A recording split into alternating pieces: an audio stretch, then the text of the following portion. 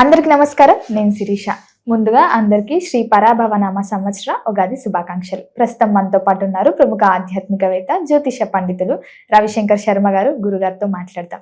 నమస్కారం గురుగారు. నమస్తే అండి. గురుగారు, ముందుగా మీకు ఉగాది శుభాకాంక్షలు అండి. యూట్యూబ్ ప్రేక్షకులకి మరియు మీకు ఈ యొక్క శ్రీ పరాభవనామ సంవత్సర శుభాకాంక్షలు. మనసులో ఉన్నటువంటి కోరికలు మనస్ఫూర్తిగా నెరవేరాలని చెప్పి భగవంతుడిని కోరుకుంటున్నాను. గురుగారు, ముఖ్యంగా ఉగాది స్టార్ట్ అయిందంటే ప్రతి ఒక్కరు జాతకాలు చూసుకుంటుంటారు. మా రాశి వారికి ఎలా ఉంది, ఈసారి మంచి కెరియర్ డెవలప్ ఉందా లేదా అని. సో ముఖ్యంగా చూసుకుంటే మరి ద్వాదశ రాశిలో ఉన్న కన్యా రాశి వారికి ఈ సంవత్సరం ఎలా ఉండబోతుంది అంటారు? ఆర్థిక పరంగా, ఆరోగ్య పరంగా ఎలాంటి జాగ్రత్తలు తీసుకోవచ్చు అంటారు? నవగ్రహాల ప్రభావం ఈ రాశి పైన ఎలా ఉంటుందంటారు? తప్పకుండా కన్యా రాశి వారికి మనం గమనించినట్లయితే ముందుగా ఆదాయ వ్యయాలు, రాజపూజ అవమానాలు ఎలా ఉన్నాయని మనం చూద్దాం. కన్యా రాశి వారికి వచ్చేటప్పటికి మెయిన్గా ఆదాయం 8 గాను, అదేవిధంగా వ్యయం 11 గాను, రాజపూజ అవమానాలు 3 గాను ఉన్నాయి. ఈ యొక్క సంవత్సరంలో ఈ రాశి వారిని గమనించినట్లయితే మెయిన్గా ప్రథమార్థంలో, ద్వితీయార్థంలో ఎలా ఉందని చూద్దాం. ఫస్ట్ హాఫ్ అంటే టిల్ టు అక్టోబర్ వరకు ఎలా ఉంది, అక్టోబర్ నుంచి మళ్ళీ ఏప్రిల్ వరకు ఎలా ఉంది అంటే కొత్త సంవత్సరం పరాభవనం సంవత్సరం ఏప్రిల్ వరకు కూడా ఉంటుంది. కాబట్టి ఏప్రిల్తో ముగియబోతున్నటువంటి సంవత్సరం అక్టోబర్ నుంచి సెకండ్ హాఫ్ అవుతుంది. సో ఈ రాశిలో ఉండేటువంటి వారికి వచ్చేటప్పటికి గురువు యొక్క యోగకారకమైనటువంటి స్థితి జూన్లో మారబోతున్నాడు. జూన్ 2వ తారీఖున గురువు యొక్క సంచారం ఎప్పుడైతే జరుగుతుందో అప్పటి నుంచి ఈ రాశిలో ఉండేటువంటి వారికి యోగం రాబోతుంది అన్నమాట. అంటే మంచి అనుకూలమైనటువంటి ఫలితాలు పొందబోతున్నారు. అదేవిధంగా వచ్చేటప్పటికి డిసెంబర్ వరకు కూడా రాహు మంచి స్థానంలో ఉన్నాడు. షష్టమంలో రాహు యొక్క స్థితి అనుకూలమైనటువంటి ఫలితాలు ఇవ్వబోతుంది. అందుకనే ఈ రాశిలో ఉండేటువంటి వారికి ఆదాయ, రాజ్యపూజ అవమానాల్లో కూడా వచ్చేటప్పటికి 8, 11, 3 వచ్చింది అనమాట. ఈ రాశిలో ఉండేటువంటి వారికి ప్రథమార్థంలో అనుకూలమైనటువంటి ఫలితాలు పొందగలుగుతారు. వృత్తిపరంగా, వ్యాపార పరంగా అనుకూలంగా ఉంటుంది. అదేవిధంగా వచ్చేటప్పటికి ఫ్రెండ్స్ అండ్ రిలేటివ్స్తో సహాయం పొందగలుగుతారు. ఎప్పుడో ఇన్వెస్ట్ చేసినటువంటి డబ్బులు తిరిగి వడ్డీ రూపంలో కానీ, వచ్చేటువంటి స్థిరస్థిరాస్తుల్లో కానీ అవి బాగా వృద్ధి చెందాయని చెప్పి తెలుసుకోగలుగుతారు అన్నమాట. అంటే వ్యాపార పరంగా లాభం, అదేవిధంగా వృత్తిపరంగానూ లాభాన్ని పొందగలుగుతారు. కానీ ఈ రాశిలో ఉండేటువంటి వారికి వర్క్ ప్రెజర్ కూడా అదే విధంగా ఉంటుంది. సప్తమంలో శనిగ్రహ సంచారం జరుగుతున్నది. దాని ప్రకారంగా కొంచెం రిలేషన్షిప్స్, ప్రేమ సంబంధితమైన వ్యవహారాలు, ఈ యొక్క విషయాల్లో వచ్చినప్పటికీ కొంచెం ప్రెజర్ అనేది కొంచెం ఎక్కువగా ఉంటుంది. అదేవిధంగా ఆరోగ్యపరంగానూ కొంచెం జాగ్రత్తలు అనేవి తీసుకోవాలి ఈ రాశిలో ఉండేటువంటి వారు. ఈ రాశిలో ఉండేటువంటి వారికి ధైర్య, సాహస, లక్ష్మి అనే విధంగా రాహు చాలా అనుకూలమైనటువంటి స్థితిలో ఉన్నాడు అన్నమాట. షష్టమంలో రాహు యోగకారకమైనటువంటి ఫలితాలు ఇస్తూ ఉన్నాడు. ఈ రాశిలో ఉండేటువంటి వారు మెయిన్గా ఇన్వెస్ట్మెంట్స్ పరంగా చేసేటువంటి ఇన్వెస్ట్మెంట్స్ ఏవైతే ఉన్నా, గతంలో చేసినటువంటి ఇన్వెస్ట్మెంట్స్ అధికమైనటువంటి రిటర్న్స్ రావటం జరుగుతుందన్నమాట వారి జీవితంలో. అవి కొన్నటువంటి భూమి కానీ, ఎప్పుడో ఇన్వెస్ట్ చేసినటువంటి డబ్బులు కానీ బాగా పెరిగాయని చెప్పి తెలుసుకొని మానసికమైనటువంటి ఆనందాన్ని లోనవ్వగలుగుతారు.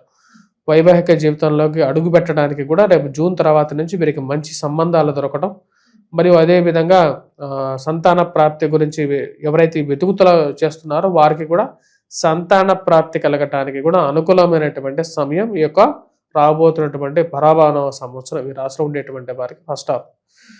సెకండ్ హాఫ్లో వచ్చేటప్పటికి, ఫస్ట్ హాఫ్లో కూడా వచ్చేటప్పటికి అక్టోబర్ అంటే సెకండ్ హాఫ్లోకి ఎంటర్ అవుతున్నప్పుడు అక్టోబర్ 31 వచ్చేటప్పటికి గురువు అతిచార స్థితిలోకి మారబోతున్నాడు అన్నమాట. అక్టోబర్ 31 నుంచి ఆ టైంలో కొంచెం జాగ్రత్తలు అనేవి తీసుకోవాలి. మెయిన్గా రిలేషన్షిప్ ఇష్యూస్లో కొంచెం జాగ్రత్తలు తీసుకోవాలన్నమాట ఈ రాశిలో ఉండేటువంటి వారు. అదేవిధంగా విద్యార్థులు కూడా చదువు పరంగా కూడా కొంచెం ఈ అక్టోబర్, నవంబర్, డిసెంబర్ మంత్లో కొంచెం అనుకూలత తగ్గ జాగ్రత్తలు తీసుకోవాలి. కుజుడు ఈ రాశిలో ఉండేటువంటి వారికి డిసెంబర్, జనవరిలో మంచి స్థానంలోకి రాబోతున్నాడు అనమాట. అంటే కుజస్తంభన జరగబోతుంది. ఆ సమయంలో ఈ రాశిలో ఉండేటువంటి వారికి భూ సంబంధితమైనటువంటి లావాదేవీలోను, మధ్యవర్తి పంచాయతీలోను, కోర్టు వ్యవహార సంబంధితమైన విషయాల్లోనూ అనుకూలమైనటువంటి ఫలితాలు పొందగలుగుతారు. దైవార్థిక చింతన అంటే దైవ చింతన అనేది బాగా పెరుగుతుంది రాశిలో ఉండేటువంటి వారికి. గురుకేతువుల యొక్క కలయిక జరుగుతున్నది ఈ సంవత్సరం. గురువు, కేతువు కలుస్తున్నారు అన్నమాట. గురువు వచ్చేటప్పటికి కర్కాటకంలోకి ఉచ్చస్థానంలోకి వెళ్ళినప్పుడు అదే సమయానికి వచ్చేటప్పటికి కేతువు కూడా ఈ సంవత్సరం డిసెంబర్ 5వ తారీఖున ఇక్కడికి మారుతుంది అన్నమాట. సో ఆ సమయంలో వచ్చేటప్పటికి ఈ 2 గ్రహాలు కలయిక కొన్ని రోజులు కలిసి ఉంటాయి. డిసెంబర్ తర్వాత కూడా కలుస్తాయి అన్నమాట. గురువు కేతువు ఎప్పుడైతే లాభస్థానంలో కలుస్తారో గురువు యొక్క పవర్ అనేది ఇంకా ఎక్కువగా అవుతుంది. ఆ తద్వారా వచ్చినప్పటికి ఈ రాశిలో ఉండేటువంటి వారికి విద్యార్థులకి చాలా అనుకూలంగా ఉంటుంది. ఫైనాన్షియల్ గెయిన్ అనేది చాలా బాగుంటుంది. డబ్బు పరంగా కూడా చాలా అనుకూలమైనటువంటి ఫైనాన్షియల్ ఫ్లో అనేది ఉంటుంది. బిజినెస్ పరంగా బాగా సక్సెస్ అవ్వగలుగుతారు. అనుకున్న దానికన్నా కూడా ఈ రాశిలో ఉండేటువంటి వారు పేరు ప్రఖ్యాతులు కూడా రాగలుగుతాయి. ఈ రాశిలో ఉండేటువంటి వారికి ఈ సంవత్సరం చాలా అనుకూలమైనటువంటి ఫలితాలు సెకండ్ హాఫ్లో కూడా వీరు పొందగలుగుతారు. అదేవిధంగా భూ సంబంధితమైనటువంటి ఈ సంవత్సరం ఈ రాశిలో ఉండేటువంటి వారు సెకండ్ హాఫ్లో భూమి కొనడానికి ఎక్కువ ఛాన్స్ ఉందన్నమాట. అదేవిధంగా రాజకీయంగా కూడా ఎదగడానికి సెకండ్ హాఫ్లో ఎక్కువగా ఛాన్స్ అనేది కన్యా రాశి వారికి ఎక్కువగా ఉంది. ఎందుకంటే కర్కాటకంలో ఎప్పుడైతే కుజుడు నీచత్వం పొందుతాడో అది ఈ కన్యా రాశి వారికి యోగాన్ని ఇవ్వగలుగుతుంది. ఆ టైంలో భూమి కొనడానికి కానీ రియల్ ఎస్టేట్ సంబంధితమైన వ్యవహారాలకు కానీ వీటన్నిటికీ కూడా రియల్ ఎస్టేట్లో కూడా కొంచెం ఈ రాశిలో ఉండేటువంటి వారికి కొంచెం మూమెంట్ వచ్చి కొంచెం ఫ్లెచ్ అవుతుంది. గురుగారు, ముఖ్యంగా ఎవరైతే ఈ సంవత్సరంలో ఉద్యోగం ఇక్కడ స్ట్రెస్ ఉంది, మారాలనుకుంటున్నాం, లేకపోతే విదేశాలకు వెళ్ళి జాబ్స్ చేద్దాం అనుకునే వారికి ఈ సంవత్సరం బాగుంటుందంటారు? ఈ సంవత్సరం బాగుంటుంది. రాశిలో ఉండేటువంటి వారికి మెయిన్గా జాబ్ పరంగా మారటానికి కూడా అనుకూలంగా ఉంటుంది. ఎందుకంటే గురువు బాగున్నాడు, కుజుడు కూడా నెక్స్ట్ సెకండ్ హాఫ్లో మంచి పొజిషన్లోకి రాబోతున్నాడు. డిసెంబర్ కన్నా ముందే మారితే మంచిది. రావడానికి కూడా అవకాశాలు రాగలుగుతాయి. కాకపోతే స్ట్రెస్ అనేది కొంచెం ఉంటుంది, కానీ ప్లేస్ చేంజ్ కూడా ఉంటుంది. But still it is okay period for them. అన్ని విధాలుగా బాగానే ఉంటుంది ఈ సంవత్సరం. అలాగే గురువు గారు, నార్మల్గా కొంతమందికి సహజంగా ఉండేది సొంత ఇల్లు కట్టుకోవాలి, కొత్త వాహనాలు కొనుక్కోవాలి, సెకండ్ హ్యాండ్ అయినా పర్లేదు అన్నట్టు. మరి గృహయోగం, వాహన యోగం ఉందంట. ఈ సంవత్సరం ఈ రాశిలో ఉండేటువంటి వారికి గృహయోగం, వాహన యోగం కూడా ఉంటుంది. జూన్లో తర్వాత నుంచి మీరు అనుకున్నటువంటి కొన్ని పనులు నిర్విఘ్నంగా జరుగుతాయి అన్నమాట. టైం అనేది వీరికి బాగా కలిసి వచ్చే విధంగా ఉంది జూన్ తర్వాత నుండి. గురుగారు, ముఖ్యంగా చూసుకుంటే మరి ఈ సంవత్సరంలో కన్యా రాశి వారికి రాజయోగమా, పోరాటమా? ఈ సంవత్సరం ఈ రాశిలో ఉండేటువంటి వారికి రాజయోగంగానే చెప్పచ్చు. వారు తినేటువంటి షడ్రుచులు ఏవైతే ఉన్నాయో, అంటే ఈ యొక్క ఉగాది పచ్చడిలో తీపి ఎక్కువగా తగులుతుంది. చేదు అనేవి అలా లైట్గా తగిలినప్పటికీ కూడా అది అంతగా అనిపించదు. అంటే వీరు చేసుకునేటువంటి పచ్చడి ఈ సంవత్సరం తీయటి పచ్చడిగానే ఉంటుంది. గురుగారు, ముఖ్యంగా ఈ సంవత్సరానికి పరాభవనామ సంవత్సరం అని పేరు వచ్చింది కదా. పరాభవ అంటే అసలు ఏమన్నా ఆటంకాలు ఎదుర్కోవడం అనా? పరాభవ అనేది ఆటంకాలు ఎదుర్కోవడం అనేది కాదు, ఇది పరాభవన సంవత్సరం. ఇప్పుడు మనకు విశ్వావసునామ సంవత్సరం కూడా గత సంవత్సరం నడిచింది. నేను ఇదే విషయాన్ని టీవీ నేలలో కూడా చెప్పాను అన్నమాట. పేరును పట్టేసేసి ఆ సంవత్సరం ఇలా ఉంటుంది అనేది ఎక్కడ రాసలేదు. విశ్వావసునామ సంవత్సరంలో కూడా వచ్చేటప్పటికి ఆర్థిక మాంద్యం అనేది ఉంది, యుద్ధాలు జరిగాయి, ప్లస్ అది కాక నానా కష్టాలు కూడా ఉన్నాయి. ప్లస్ ఇంకా కొన్ని సంవత్సరాలు కూడా నేను ఎగ్జాంపుల్ చేసి గ్రహస్థితి, మెయిన్గా గ్రహస్థితిని బట్టేసి ఆ సంవత్సరం ఎలా ఉంటుంది అనేది డిసైడ్ అవుతుంది. ఈ ఉండేటువంటి 60 సంవత్సరాలకు కూడా వచ్చినప్పటికీ విక్రమాదిత్యుడు రూపొందించినటువంటి 60 సంవత్సరాల పేర్లు, శ్రీ మహావిష్ణువు యొక్క సంతానం యొక్క పేర్లు, ఇవి 60 సంవత్సరాల పేర్లు అన్నమాట.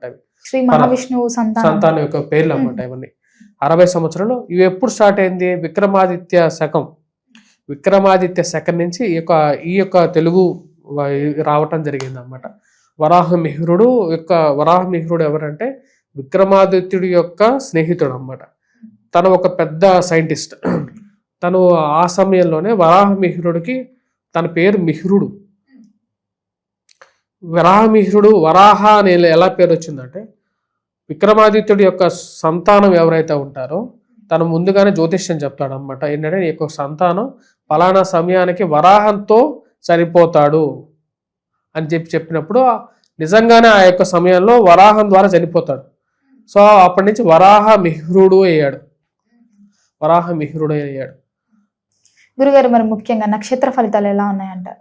ఈ యొక్క కందాయ ఫలితాలు అంటారు. ఈ నక్షత్ర ఫలితాలను మనం చూసినట్లయితే ఈ యొక్క కన్యా రాశి వారికి ఉత్తర, హస్త, చిత్త నక్షత్ర జాతకులు ఎవరైతే ఉన్నారో ఉత్తర నక్షత్ర జాతకులకి, హస్త నక్షత్ర జాతకులకి ఎలా ఉందని చూద్దాం. ఉత్తర నక్షత్ర జాతకులకి జూలై వరకు కూడా చాలా అనుకూలమైనటువంటి ఫలితాలు గోచరిస్తూ ఉన్నాయి. వృత్తిపరంగా, వ్యాపార పరంగా కూడా అనుకూలంగా ఉంటుంది. నూతన ఉద్యోగ అవకాశాల గురించి ప్రయత్నం చేసేటువంటి వారికి కూడా అనుకూలంగా ఉంటుంది ఉత్తర నక్షత్ర జాతకులకి. అదే విధంగా వచ్చేటప్పటికి జూలై తర్వాత నుంచి డిసెంబర్ వరకు కూడా, అంటే నవంబర్ వరకు కూడా కొంచెం మధ్యస్థంగా ఉండే విధంగా ఉంటుంది. చేసేటువంటి పనికి తగినటువంటి ఫలితాన్ని పొందగలుగుతారు. వ్యాపార పరంగా కానీ వృత్తిపరంగా కూడా అదే విధంగా ఉంటుంది అన్నమాట. డిసెంబర్ తర్వాత ఎలా ఉంటుంది అంటే ఏప్రిల్ వరకు కూడా మధ్యస్థంగానే ఉంటుంది.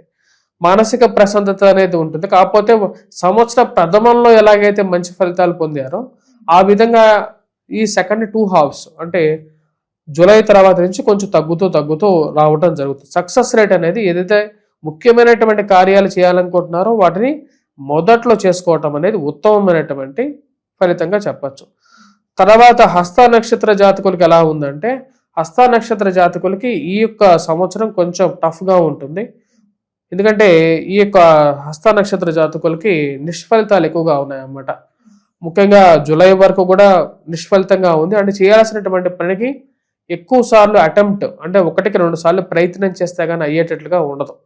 జూలై తర్వాత నుండి డిసెంబర్ వరకు కూడా కొంచెం అదే విధంగా ఉంటుంది. కాకపోతే సంవత్సరం క్లోజింగ్ అంటే చివరి స్థితి చాలా అనుకూలంగా ఉంటుంది. ఈ అనుకున్నటువంటి పనులు సమయానికి నెరవేర్చుకోవటం, వృత్తిపరంగా వ్యాపార పరంగా కంప్లీట్ చేయగలుగుతారు. అదేవిధంగా మానసిక స్థైర్యాన్ని, ధైర్యాన్ని కూడా పొందగలుగుతారు ఈ యొక్క హస్త నక్షత్ర జాతకులు.